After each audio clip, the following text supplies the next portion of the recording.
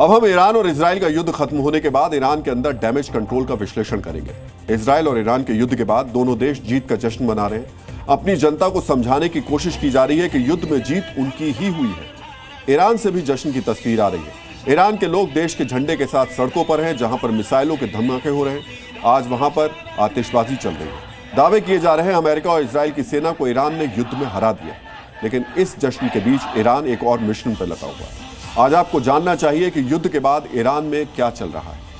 आजकल ईरान में दो तरीके की कब्र तैयार की जा रही है। एक कब्र जिसमें सेना के उन जनरलों और परमाणु वैज्ञानिकों को दफन किया जाना है जिनको इजराइल की सेना ने ऑपरेशन राइजिंग लॉइन के दौरान खत्म कर दिया था, और दूसरी कब्रें ईरान के उन गद्दारों की हैं जिन्होंने युद्ध के दौरान इजराइल की खुफिया एजेंसी मोसाद की मदद की, जिनकी वजह से ईरान को इस युद्ध में इतना नुकसान उठाना पड़ा है। ईरान ने तय किया कि शनिवार के दिन वो युद्ध में मारे गए जनरलों और परमाणु वैज्ञानिकों को राजकीय सम्मान के साथ अंतिम विदाई देगा।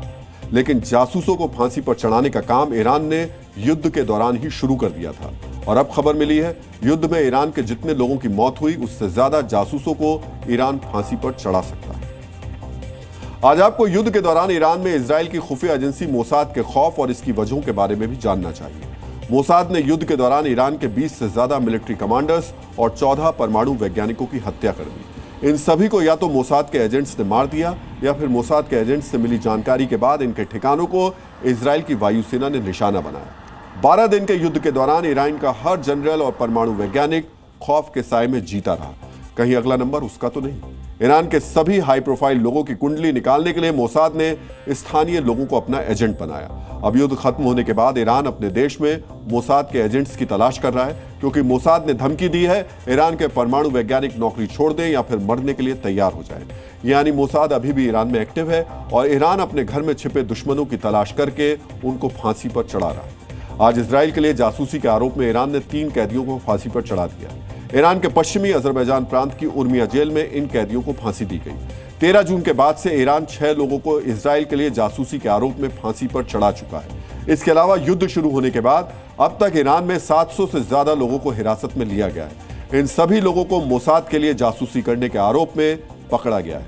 इनमें से ज्यादातर लोगों पर ड्रोन और हथियारों की तस्करी का आरोप है। इनमें से कई ईरान की पश्चिमी सीमा से अपनी गाड़ियों में हथियार लेकर आ रहे थे, जिन्हें चेकपोस्ट से गिरफ्तार किया गया।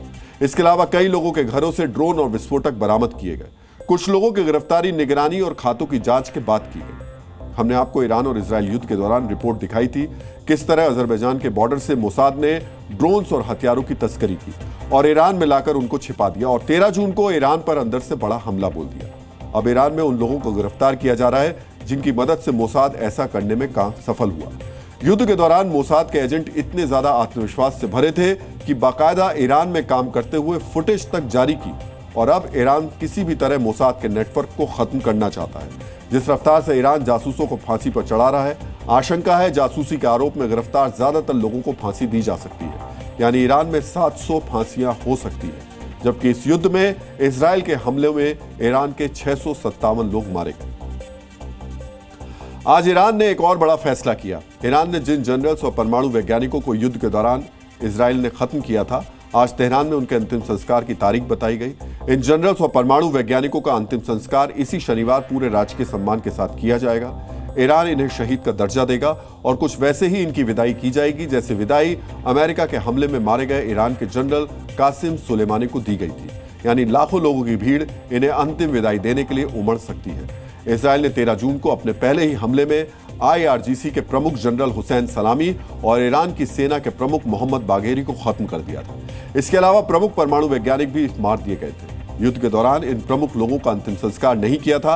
आज आपको यह भी समझना चाहिए ईरान युद्ध खत्म होने के बाद इनका अंतिम संस्कार क्यों कर रहा है। युद्ध के दौरान खासकर जब देश हमलों का सामना कर रहा हो तब बड़े सार्वजनिक कार्यक्रम जैसे अंतिम संस्कार पर हमला होने का खतरा बना रहता है। इजराइल इससे पहले लेबनान में हिजबुल्लाह नेताओं के अंतिम संस्कार पर निशाना साध चुका है। युद्ध के दौरान जनरल और वैज्ञानिकों की अंतिम यात्रा में हजारों लोग शामिल होते हैं, जो एक आसान टारगेट बन सकते हैं। ईरान अपने इन जनरलों को शहीद के रूप में देखता है और उनके अंतिम संस्कार को एक राष्ट्रीय गर्व और एकजुटता का प्रतीक बनाना चाहता है। सीज फायर के बाद माहौल शांत होने पर सरकार को देश भर से लोगों को जुटाने का मौका मिल जाएगा, जिससे वो दुनिया को दिखा सकता है जनता, सरकार और सेना सब एक साथ है। 12 दिन की जंग के बाद ईरान के लोगों में दुख और गुस्सा है। ऐसे वक्त में शहीदों का अंतिम संस्कार लोगों पर भावनात्मक और मनोवैज्ञानिक असर डालेगा कि सेना ने, अफसरों ने उनकी रक्षा के लिए अपनी जान दे दी। जी न्यूज़।